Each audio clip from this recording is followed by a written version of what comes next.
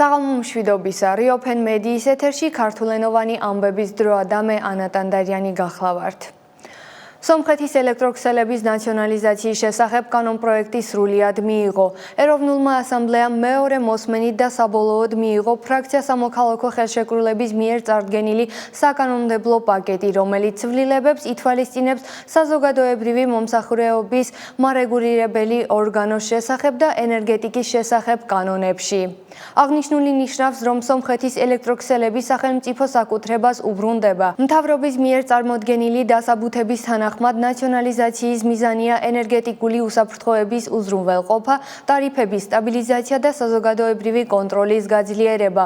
ოპოზიციამ შეშფოთება გამოთქვა შესაძლო ეფექტიანობისა და საინვესტიციო რისკებთან დაკავშირებით, თუმცა კანონი ხმების უმრავლესობით მიიღეს. შემდეგი ნაბიჯი საკუთრების გადაცემის პროცესის ორგანიზება. სომხეთის პრემიერ-მინისტრი ნიკოლ ფაშინიანი და აზერბაიჯანის პრეზიდენტი ილჰამ ალიევი შესაძლოა ამ თვის ბოლოს დუბაიში შეხვდნენ, თუმცა ინფორმაცია ოფიციალურად დადასტურებული არ არის. არსებული ინფორმაციის მიხედვით საუბარია სამშვიდობო პროცესის დეტალებზე. უცხოური გამოცემა წერს, რომ მიუხედავად მარტში სამშვიდობო შეთანხმების პროექტზე მიღწეული თანხმობისა, ბაქო ხელმოწერამდე რამდენიმე დამატებით პირობას აყენებს. კერძოდ, აზერბაიჯანი მოითხოვს სომხეთის კონსტიტუციიდან აზერბაიჯანის ტერიტორიის შესახებ მითითებების ამოღებას, ქვეყანაში ევროკავშირის სადამკვირვებლო მისიის შეწყვეტას და ეუთოს მინსკის ჯგუფის დაშლას. სტატიის თანახმად, თურქეთი, რომელიც დაინტერესებულია შუა დერეფნის პროექტით, აზერბაიჯანს სამშვიდობო ხელშეკრულების გაფორმებისკენ მოუწოდებს. სომხურ მხარეს არ დაუკომენტარებია აღნიშნული ინფორმაცია. სომხეთის საგარეო საქმეთა მინისტრმა არარად მირზოიანმა პეკინში ვიზიტისას ჩინურ გამოცემასთან ინტერვიუში განაცხადა, რომ ერევანი მზად არის ჩინეთთან ურთიერთობა სტრატეგიული პარტნიორობის დონეზე აიყვანოს და ამისთვის არანაირი დაბრკოლება არ არსებობს. მინისტრის თქმით, ორ ქვეყანას შორის პოლიტიკური დიალოგი ინტენსიური და აქტიურია და სომხეთი მინისტრაფის გააძლიეროს კავშირები ჩინეთთან და არა მხოლოდ ვაჭრობისა და ინფრასტრუქტურის, არამედ კულტურისა და ხალხთა შორის ურთიერთობების სფეროშიც. მირზოიანმა ხაზგასმით აღნიშნა ჩინეთის მხარდამჭერი როლი სომხეთ-აზერბაიჯანის სამშვიდობო პროცესში. განსაკუთრებული ყურადღება გამახვილდა სომხეთის ინიციატივაზე მშვიდობის გზა ჯვარედინი, რომელიც რეგიონალური სატრანსპორტო კავშირების განვითარებას ისახავს მიზნად. მირზოიანის განცხადებით, ამ პროექტის წარმატებებისთვის საკვანძო მნიშვნელობა აქვს მეზობლებთან, მათ შორის თურქეთთან ურთიერთობების ნორმალიზებას. სომხეთმა შანხაის თანამშრომლობის ორგანიზაციაში გაწევრიანების სურვილი გამოთქვა. ამის შესახებ ქვეყნის საგარეო საქმეთა სამინისტროს სპიკერმა განაცხადა. მისივე თქმით, სომხეთი იზიარებს ორგანიზაციის ფუნდამენტურ პრინციპებს, მათ შორის ტერიტორიული მთლიანობის, ძალის გამოუყენებლობის და საზღვრების ხელშეუხებლობას, რის საფუძველზეც ქვეყანამ შანხაის თანამშრომლობის ორგანიზაციაში გაწევრიანების სურვილი გამოხატა. ნიკოლ ფაშინიანი სრულიად სომეხთა კათოლიკოსის რიგგარეშე არჩევნების ჩატარების ინიციატივით გამოდის. სომხეთის პრემიერ-მინისტრმა ნიკოლ ფაშინიანმა Facebook-ზე განცხადება გააკეთა, რომელშიც რიგგარეშე არჩევნების ჩატარების აუცილებლობაზე საუბრობს. თავის პოსტში პრემიერ-მინისტრი წერს: რიგგარეშე არჩევნები ნამდვილად უნდა გაიმართოს, მაგრამ სრულიად სომეხთა კათოლიკოსის რიგგარეშე არჩევნები. სომხეთში საოჯახო დავების ნაწილზე სავალდებულო მედიაცია ამოქმედდა. სომხეთში გარკვეული კატეგორიის საოჯახო დავებზე სასამართლოსთვის მიმართვამდე მედიაციის გავლა სავალდებულო ხდება. იუსტიციის სამინისტროს მიერ ინიცირებული ცვლილებების მიზანი დავების სწრაფი, ეფექტური და ნაკლებხარჯიანი გადაწყვეტაა. იუსტიციის სამინისტროს კანონმდებლობის განვითარების ცენტრის დირექტორის დავით ღარიბიანის განმარტებით, რეგულაცია ვრცელდება დაქორწინების, ბავშვების ნახვისა და ალიმენტის საქმეებზე, თუმცა ის არ შეეხება ისეთ შემთხვევებს, რომლებიც სახელმწიფოს პირდაპირ ჩარევას მოითხოვს, როგორიცაა მშობლის უფლების ჩამორთმევა ან შვილად აყვანა. ღარიბიანის თქმით, ცვლილებას წინ უძღოდა დიდი მოსამზადებელი სამუშაო პროცესის შეუფერთხებლად წარმართვისათვის. მან სავალდებულო მედიაციის ინსტიტუტის დანერგვას ქვეყნის სასამართლო სამართლებრივი სისტემისთვის მნიშვნელოვანი წინსვლა უწოდა.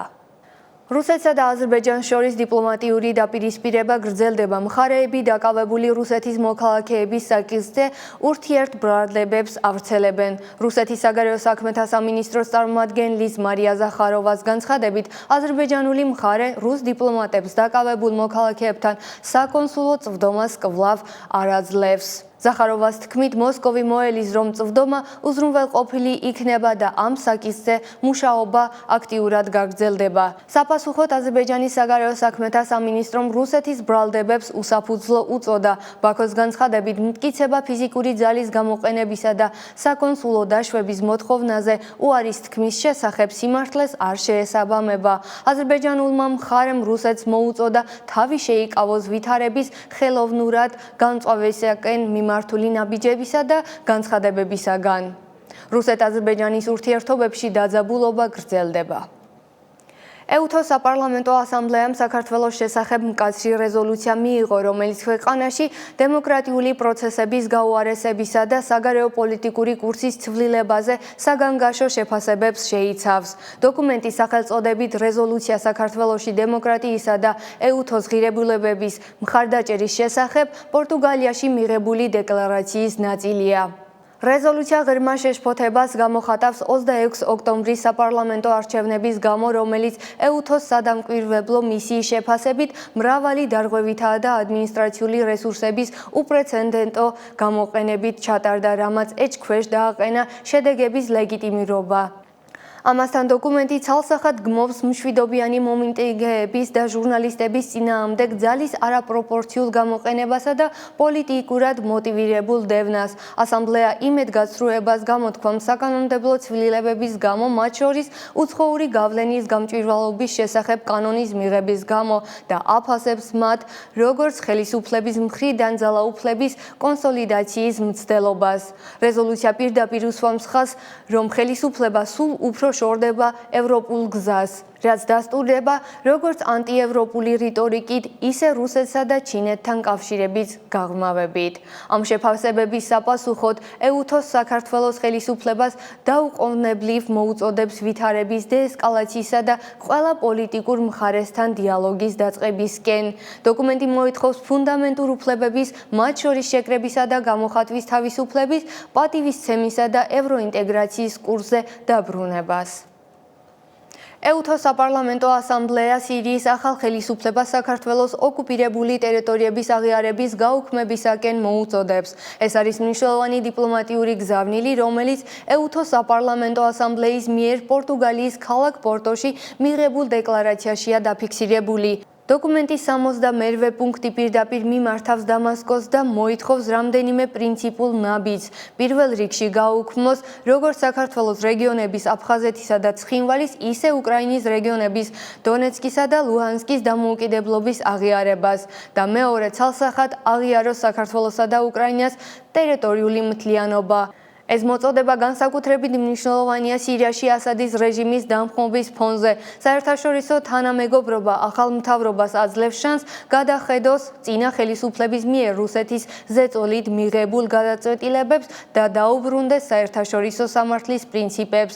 ეს ფაქტობრივად არის ტესტი სირიის ახალ საგარეო პოლიტიკური კურსისთვის.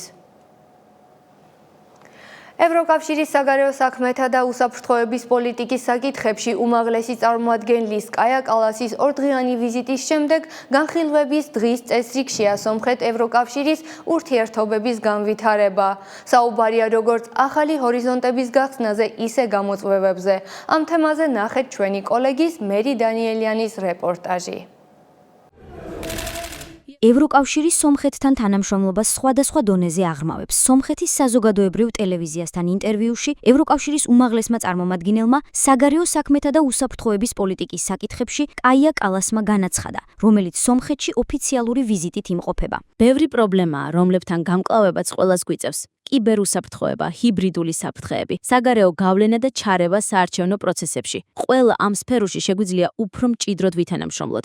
ასევე კრიზისებზე რეაგირების კუთხით. ჩვენ ხელი მოვაწერეთ პარტნიორობის შეთანხმებას, რომლის თანახმადაც სომხეთმაც გამოთქვა მზადყოფნა მონაწილეობა მიიღოს ევროკავშირის მისიებში, სადაც ჩვენ სხვა ქვეყნებს სტაბილურობის უზრუნველყოფაში ვეხმარებით. მანამდე ევროპელ კოლეგასთან ერთად გამართულ პრესკონფერენციაზე სომხეთის საგარეო საქმეთა მინისტრმა მირზოიანმა ისაუბრა პარტნიორობის ახალი დღის წესრიგის დოკუმენტის დასრულების შესახებ და პირობა დადო, რომ უახლოეს მომავალში მას საზოგადოებას დეტალურად წარუდგენენ. დიპლომატებმა ასევე ისაუბრეს სომხეთ-აზერბაიჯანის ურთიერთობებზე. კითხვაზე თუ რამდენად მნიშვნელოვანია ბრიუსელისთვის სამშვიდობო ხელშეკრულების გაფორმება და რამდენად მნიშვნელოვანი იყო ეს საკითხი აზერბაიჯანში ვიზიტის დროს, კალასმა უპასუხა, რომ ბაქოში ვიზიტისას დიალოგის შესაძლო ვარიანტები განიხილეს. აღფრთოვანებული ვართ სომხეთსა და აზერბაიჯანს შორის ამ მოგვარების პროცესით და რა თქმა უნდა ვისურვებდით, რომ ამ პროცესის დასრულება რაც შეიძლება მალე ვიხილოთ. მთელ მსოფლიოში და არა მხოლოდ ამ რეგიონში ჩვენ მეტი სტაბილურობა გვჭირდება. საერთაშორისო ურთიერთობების ექსპერტი დავით კარაპეტიანი აღნიშნავს, რომ ამ კონტექსტში უნდა გავიგოთ თუ უსაფრთხოების როგორ გარანტიებზე შეეძლო კალას სომხეთის ხელისუფლებასთან ესაუბრა. კარაპეტიანმა აღნიშნა, რომ ამის შესახებ გარკვეული ინფორმაცია აქვს და შეუძლია ნაწილობრივ გაასაჯაროს.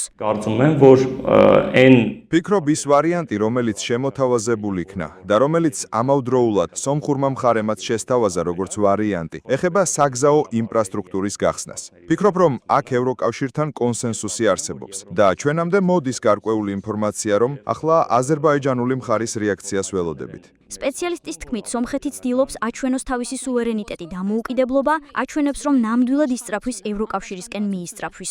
რას უნდა ველოდოთ გაწევრიანების გზაზე? გახსოვთ ცნობილი სახელმწიფოებრივი მიდგომა, რომ ჩვენ იმდენად დაუახლოვდებით ევროპას, რამდენადაც ამის ნებას ევროპა მოგცემს და მოისურვებს. და ამ კონტექსტში, დიახ, გასაგებია, რომ, როგორც თქვენ თქვით, ჩვენ ჯერ კიდევ ვიხილავთ ეჭვიანობის სცენებს, ვიხილავთ კრიზისს, განსაკუთრებით სომხეთ-რუსეთის ურთიერთობებში. ევროკავშირის უმაღლესმა წარმომადგენელმა ინტერვიუში ასევე ისაუბრა რუსეთის იმ პოზიციაზე, რომლის თანახმადაც ევროკავშირისკენ შემოbrunება სომხეთს ეკონომიკური კრიზისის წინაშე დააყენებს. ის რომ რუსები მუქარებს აჟღერებენ ახალი ამბავი არ არის. ჩვენ ეს მსოფლიოს სხვა ნაწილებშიც გვინახავს. ვფიქრობ, აქ ძალიან მკაფიო უნდა იყოს თუ რისი გაკეთება სურს თავად სომეხ ხალხს. თუ ზოგიერთ მაგალითს შევხედავთ, ცხადი ხდება, რომ ყველა კვერცხის ერთ კალათში შენახვა საკმაოდ საშიშია. ისეთ ქვეყნებზე დამოკიდებულება, რომლებიც შესაძლოა არც ისე მეგობრულები არიან, რთულია. საერთაშორისო ურთიერთობების ექსპერტის თქმით, ევროკავშირის ბევრმა ოფიციალურმა პირმა აღნიშნა, რომ პარტნიორად სამხრეთ კავკასიაში თურქეთს განიხილავენ და ბევრი საკითხი ანკარას ჩართულობით გადაწყდება. სომხეთის სახმელეთო კავშირი ევროპასთან თურქეთის გავლით უნდა უზრუნველყოფილ იქნას,